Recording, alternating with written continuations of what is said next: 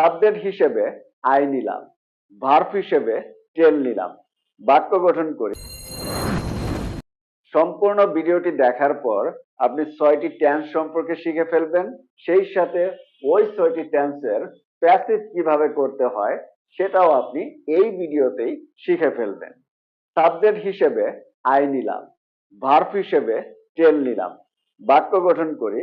আমি বলি I tell.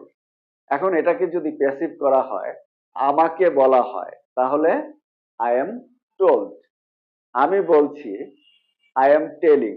আমাকে বলা হচ্ছে আই এম বিং টোল্ড। আমি বলেছি আই হ্যাভ টোল্ড। আমাকে বলা হয়েছে আই হ্যাভ বিন টোল্ড।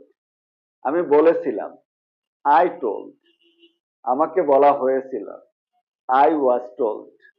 আমি বলছিলাম আই ওয়াজ টেলিং। আমাকে বলা হচ্ছিল আই ওয়াজ বিং টোল্ড। পরিবর্তনগুলো লক্ষ্য করেছেন? এবার আমি বলবো আই উইল টেল। আমাকে বলা হবে আই উইল বি টোল্ড। আমি বলতে থাকবো I will be telling.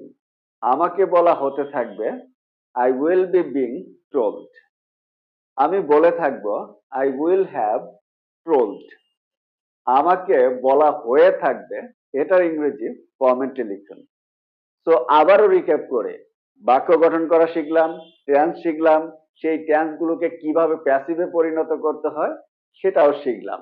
So ভিডিওটি যদি আপনাদের কাছে ভালো লেগে থাকে তাহলে অবশ্যই লাইক, কমেন্ট এবং শেয়ার করতে ভুলবেন না। So that's the end of the video.